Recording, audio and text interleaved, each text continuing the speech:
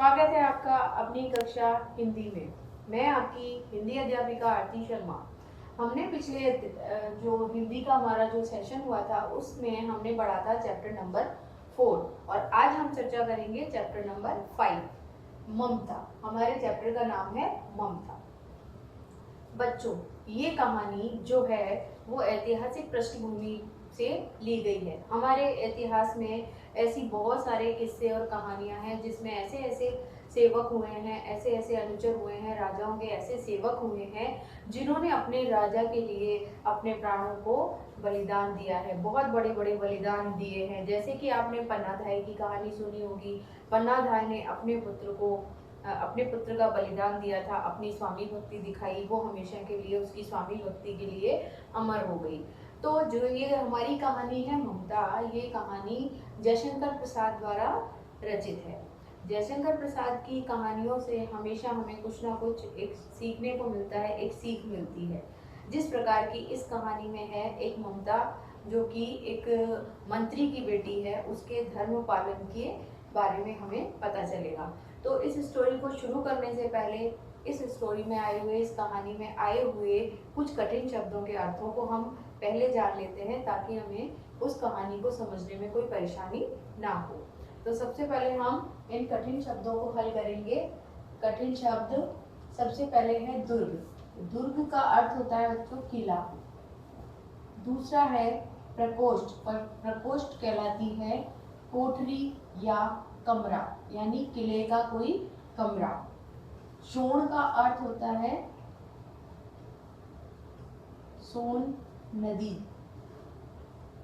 तीक्ष्ण का मतलब तेज। वेदना दुख। कंटक कांटा। दुहिता यानी पुत्री या बेटी, कुछ भी बोल सकते हैं इसको। तुच्छ माने छोटा। निराश्रय यानी बिना आश्रय के। बिना आश्रय के, जिसका कोई सहारा ना हो, वो होता है निराश्रय। फिर इसके बाद हमने देखा विडंबना। विडंबना का मतलब, विडंबना का अर्थ होता है उपहास करना या दुर्भाग्य। उपहास या दुर्भाग्य। स्नेह पालिता। स्नेह पालिता का अर्थ होता है प्यार से पली। प्यार से पली। अनुचर का अर्थ होता है सेवक। अनुचर का अर्थ होता है सेवक। आवरण का अर्थ होता है पर्दा या कपड़ा। पर्दा या कपड़ा जो किसी चीज के ऊपर ढकने के काम में आता है। उसके बाद होता है उत्कोच। उत्कोच का मतलब घूस या रिश्वत, जो हम आज के जमाने में उसे हम रिश्वत कहते हैं। फेरना यानी लौटाना, लौटा देना, किसी चीज को लौटा देना। तोरण होता है दुर्ग या भवन का बड़ा गेट या दरवाजा दरवाजा। कीर्ति। कीर्ति होता है यश। इसके बाद आगे देखते हैं हम भग्न। भग्न का अर्थ होता है टूटा हुआ। टूटा हुआ। तृण का अर्थ होता है तिनका। तिनका। और गुल्म होता है घने तने वाला पौधा। घने तने वाला पौधा या पेड़। इसके बाद है चंद्रिका। चंद्रिका होता है चांदनी। भग्नावेश। भग्नावेश होता है सफेद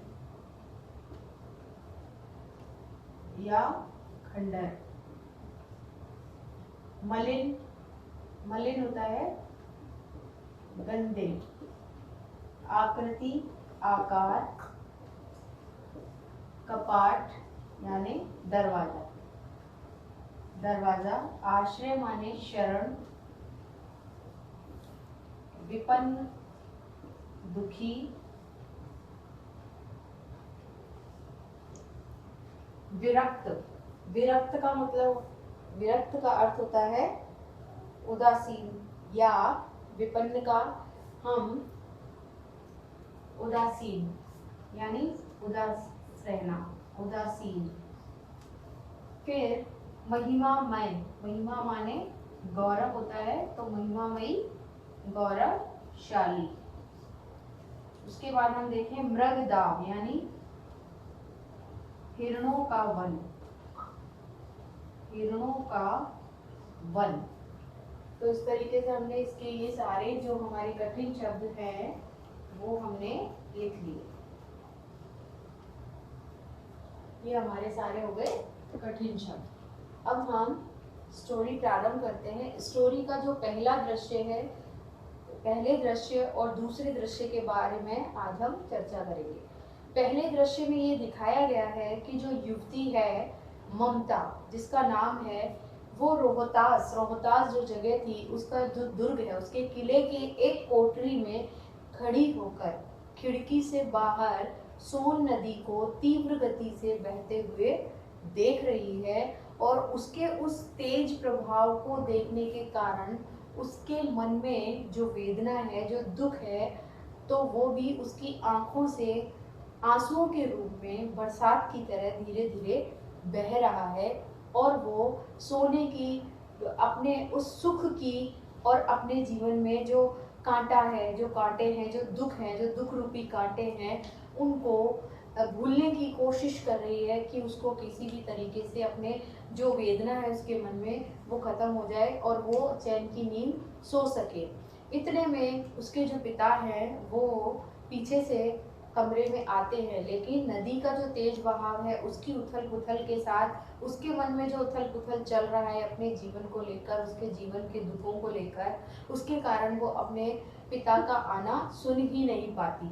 और पुत्री को ऐसी दशा में देखकर जो पिता हैं उसके, वो थे रोहतास दुर्ग, यानी रोहतास दुर्ग के जो राजा थे उनके मंत्री थे चूड़ामणि। तो जो चूड़ामणि थे वो ममता के पिता थे, यानी मंत्री चूड़ामणि की पुत्री थी ममता। वो विधवा हो चुकी थी। तो बच्चों, हिंदू धर्म के अनुसार प्राचीन काल में जब राजा महाराजाओं का शासन काल था, तब हिंदू धर्म में एक ही विवाह की रीति प्रचलित थी। अगर किसी का विवाह हो गया और वो अपने युवावस्था में या जल्दी ही शादी विवाह के कुछ समय बाद भी अगर वो विधवा हो जाती थी, तो उसको उम्र भर विधवा के जो उन्होंने कुछ कठोर नियम बनाए हुए थे, उन नियमों के अनुसार ही उनको अपना जीवन व्यतीत करना पड़ता था।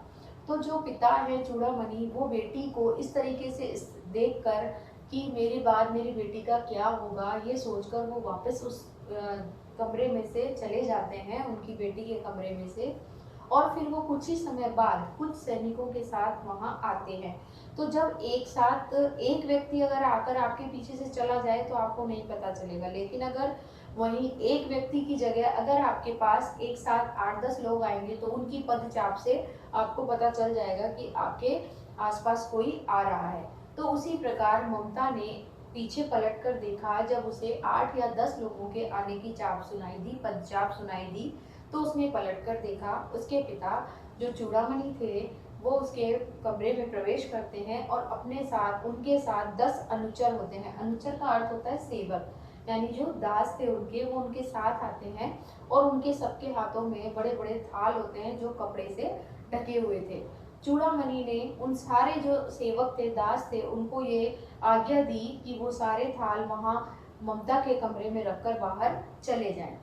तो उन्होंने वैसा ही किया। उन्होंने वो सारे 10 थाल जो लेकर आए थे वो वहाँ ममता के कमरे में रख दिए। और फिर जब सेवक बाहर चले गए तो जो चूड़ामणि थे, उन चूड़ामणि ने उन थालों के ऊपर से, जब ममता ने पूछा पिताजी ये क्या है, तो उनके पिता ने जो उसके ऊपर कपड़ा ढका हुआ था, जो आवरण था, वो हटा दिया। जैसे ही वो आवरण हटाया तो उन 10 थालों में रखे हुए सोने की जो अशर्फियाँ थी या सोने के जेवर थे या सोने के सिक्के थे, जो उस समय मोहरें चलती थी, सोने की मोहरें थी, तो वो जो सोने की थी, तो उनका जो पीलापन था उसके कारण उसकी आंखें जो थी वो एकदम चौंक गई। उसने तुरंत अपने पिता से कहा कि पिता, ये अर्थ ही नहीं अनर्थ है, क्योंकि आपने मलेच्छों से घूस ली है। घूस का मतलब आपने रिश्वत ली है। तो चूड़ामणि अपनी बेटी को समझाते हैं कि बेटी, रोहतास का दुर्ग जो है, इस पर मुगलों का हर समय खतरा मंडराता रहता है।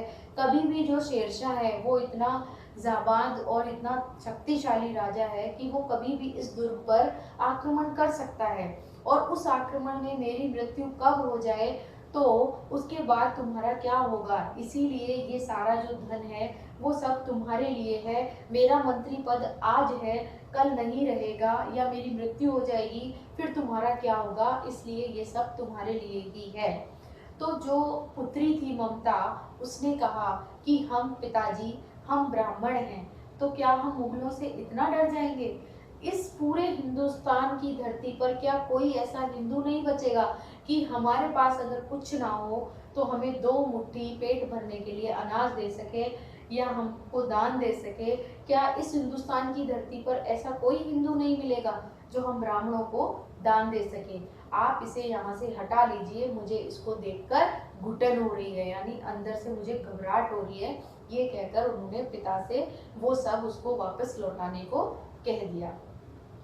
तो जब उनको वापस लौटाने को कह दिया, उसके बाद जो चूड़ामणि थे वो अपनी बेटी को, ममता को बोलते हैं कि तुम तो मूर्ख हो, यह सब तुम्हारे लिए ही था, लेकिन तुम मूर्ख हो, तुम्हारे कुछ समझ में नहीं आ रहा है। और ऐसा कहकर वो वहाँ से चले गए। अगले दृश्य में वहाँ से जब चले गए तो वहाँ जाने के बाद, वहाँ से जब वो निकल गए तो उन्होंने जाकर के दुर्ग की तरफ देखा कि दूसरे ही दिन वहाँ बहुत सारी पालकियाँ जो थी वो गेट पर आ रही थी और जा रही थी। तो उन पालकियों को देखकर जो चूड़ामणि थे, जो मंत्री के पद पर थे उस दुर्ग में, तो उनको लगने लगा कि इन पालकियों में कौन है। उनको थोड़ा संदेह हुआ, तो उन्होंने उन गाड़ियों को रोकना चाहा। कहाँ रोकना चाहा? जहाँ वो दुर्ग का सबसे बड़ा गेट था, जिसे कि तोरण कहा जाता है।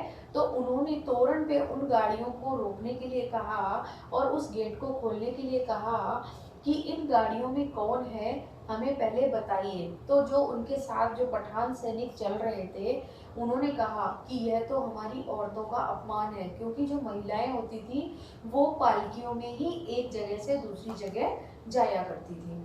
तो उनको जब संदेह हुआ कि इतनी सारी पालकियों में इतनी औरतें कौन हैं, हम तो उन्होंने मंत्री होने के नाते अपना फर्ज निभाने के लिए उनको रोका।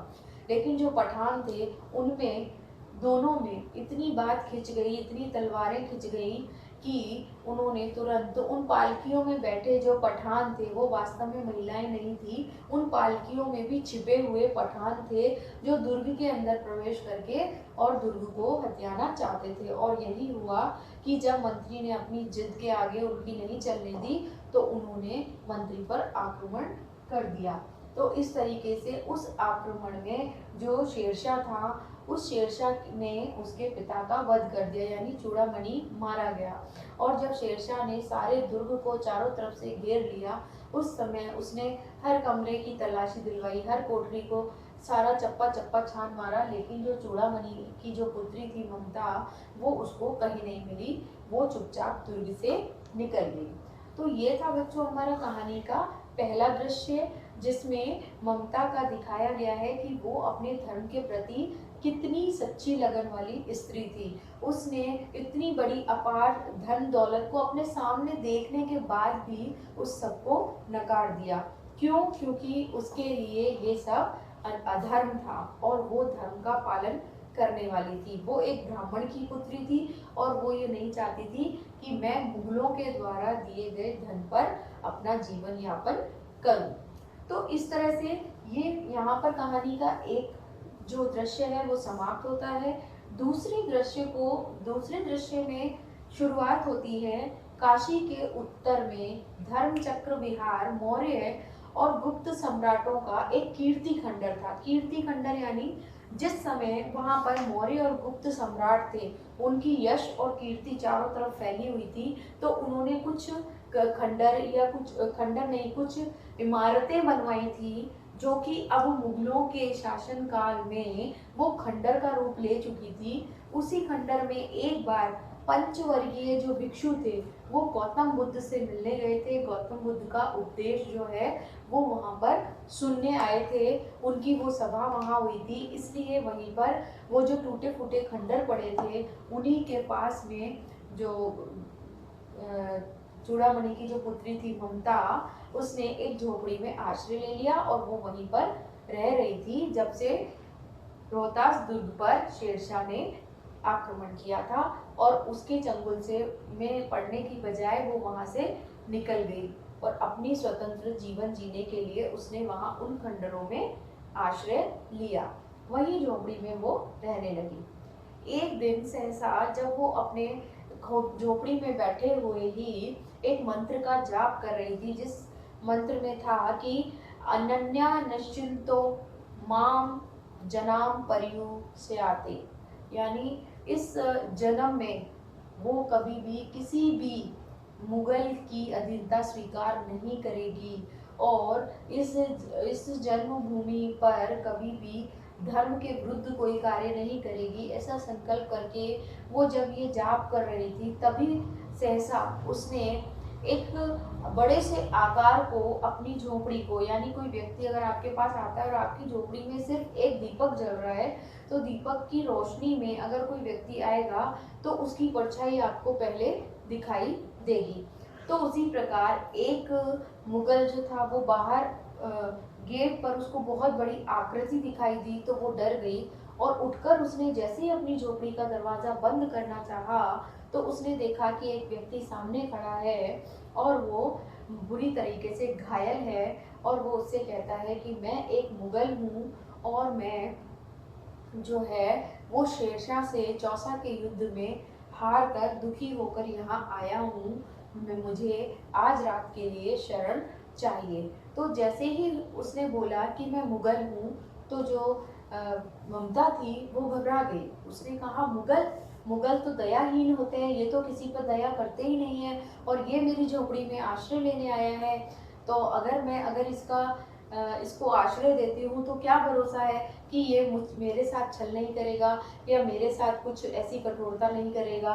तो उसने कहा कि अगर आप मुझे आश्रय नहीं देंगी तो मैं कहाँ जाऊँगा, क्योंकि मेरे घोड़ा भी गिर चुका है, मेरे साथी जो है वो मुझसे बहुत दूर जा चुके हैं, मेरा साथ उनसे छूट चुका है, तो मैं अब अगर आप मुझे आश्रय नहीं देंगी तो मैं कहाँ जाऊँगा, मेरी ऐसी हालत भी नहीं है, मैं ज़्यादा चल भी नहीं सकता। बस वो इतना ही कह पाया था कि वो वहीं से बेहोश होकर वहीं पर धम से जमीन पर गिर पड़ा। कुछ समय बाद जो ममता थी उसने थोड़ा पानी लाकर उसे पिलाया, तब उसे थोड़ा होश आया। तब उसने कहा कि अब मैं धर्म और अधर्म का जो चक्र है उसमें फंस गई हूँ, कि अगर मैं इसे इस समय इसकी मदद नहीं करती हूँ तो वो भी गलत होगा, क्योंकि वो मेरा एक कर्तव्य है कि कोई भी व्यक्ति जब आपकी शरण में आता है तो आपका कर्तव्य है कि आप उसे अपनी शरण प्रदान करें। और दूसरी तरफ उसका मन अंदर ही अंदर घबरा रहा था कि यह जो है वो क्या होते हैं, बेदर्द होते हैं, इतने ज़्यादा कठोर हृदय वाले होते हैं कि इनके मन में कोई भी दया भाव नहीं होता, तो ये मेरे साथ छल नहीं करेगा ऐसा कैसे मान लूँ, यह कोई छल तो नहीं होगा। तो जो मुगल था उसने अपनी तलवार की नोक जो थी वो ज़मीन पर टेक दी और ज़मीन पर टेक कर बोला कि छल, अगर आप ऐसा ही सोचते हैं कि मैं आपके साथ छल करूंगा तो मैं अभी तुरंत यहाँ से चला जाता हूँ, लेकिन मैं ये लांछन अपने ऊपर नहीं लूंगा कि जिसने मुझे शरण दी मैंने उसी को छल लिया। क्यों? क्योंकि मैं भी तैमूर वंश का शासक हूँ, मैं भी तैमूर खानदान का चिराग हूँ, तो मैं किसी के साथ ऐसा छल नहीं करूँगा। तब जो ममता थी उसने कहा कि मेरे पास है ही क्या जो तुम मुझसे छल लोगे, ले दे के एक ये झोपड़ी है, इसके अंदर जाकर देख लो, तुम्हें जो मिले वो ले लेना, मेरे पास तो कुछ है भी नहीं जो तुम मुझसे लूट पाओगे। तो इस तरीके से ममता जो थी उसने कहा कि अब तुम कहाँ जाओगे, जाओ झोपड़ी में जाकर विश्राम करो। तो जो मुगल जो था, जो घायल अवस्था में था, वो झोपड़ी में चला गया अंदर और उसने रात वहीं पर बिताई। लेकिन जो ममता थी वो पासी के खंडरों की दीवारों के पीछे जाकर उसने रात वहां बिताई। जब उसकी सुबह आंख खुली तो उसने कुछ अश्वारोही यानी घोड़ों पर सवार व्यक्तियों को वहीं आसपास, झोपड़ी के आसपास घूमते हुए देखा। तो उसने जब देखा तो वे लोग, ऐसा लग रहा था जैसे किसी की तलाश कर रहे हैं। तो जब वो आवाज लगाने लगे तो उसी झोपड़ी में से, जहां उस मुगल ने ममता की झोपड़ी में जहां आश्रय लिया था, वहां से उसने निकलकर आवाज दी कि अरे मिर्जा, मैं यहाँ हूँ। और जैसे ही उसने आवाज दी वैसे ही बाहर जो घोड़े पर सवार जो लोग उसे ढूंढते ढूंढते वहां आए थे, उनमें प्रसन्नता की लहर दौड़ गई और वो बड़े खुश हुए कि हमारा जो साथी था वो हमें मिल गया। लेकिन उन्हें ये लगा कि अब ये इतने जो लोग हैं वो कहीं मिलकर मुझे मार ना दें, क्योंकि जैसे ही वो जो झोपड़ी में से निकला हुआ मुगल था, उसने अपने साथियों से कहा कि उस बुढ़िया को ढूंढो। वो रात को जो यहाँ बुढ़िया थी जिसने मुझे आश्रय दिया, मैं उसे कुछ दे नहीं पाया, तो मैं उसे कुछ देना चाहता हूँ, उस बुढ़िया को ढूंढो। तो जो दीवारों के पीछे छिपी हुई ममता थी वो डर गई। उसने सोचा कि कहीं ये मुगल हैं, इनका कोई भरोसा नहीं है, अगर इन्होंने मुझे मार दिया तो वो अपने जीवन की रक्षा के लिए जो उसके आसपास जो हिरणों के वन थे उसमें जाकर छिप गई। और जब वो उन लोगों के जाने के बाद जब वहां से बाहर आई तो वहां गांव वाले जो लोग थे, आसपास जो और लोग रहते थे, उन्होंने उसे बताया कि वे लोग जब उस शासक को जो तुम्हारी झोपड़ी में रात में ठहरा था, वो जब जा रहा था तो वो अपने मित्र से कह रहा था कि मिर्जा, मैं इस बूढ़ी औरत के लिए कुछ नहीं कर पाया, तो तुम उसकी झोपड़ी की जगह उसके लिए एक घर बनवा देना, जो कि क्योंकि मैंने उसकी झोपड़ी में एक रात के लिए आश्रय पाया है। तो बच्चों, यहाँ पर हमारी कहानी का जो दूसरा दृश्य है वो समाप्त होता है। इसमें आपने जाना पूरी स्टोरी में कि पहला जो दृश्य था वो दुर्ग के भीतर का था, फिर जो दूसरा दृश्य था वो दुर्ग के बाहर का था, जहाँ पर ममता ने जो है काशी के उत्तर में जो प्राचीन गुप्त मौर्यों के सम्राट के समय जो वहाँ इमारतें बनी हुई थी प्राचीन, उनके खंडरों में रहकर उसने अपना जीवन व्यतीत किया। लेकिन इन दो दृश्यों में बच्चों आपको क्या लगता है? आपको ये लगता है कि जो ममता थी वो अपनी जगह बिल्कुल सही थी। उसने किसी गरीबी का या किसी लालच का, किसी का कुछ भी उसके मन में नहीं था। वो चाहती तो वो अपने पिता के द्वारा दिए गए स्वर्ण आभूषण, अशर्फियाँ, सिक्के लेकर भी अपना जीवन आराम से व्यतीत कर सकती थी।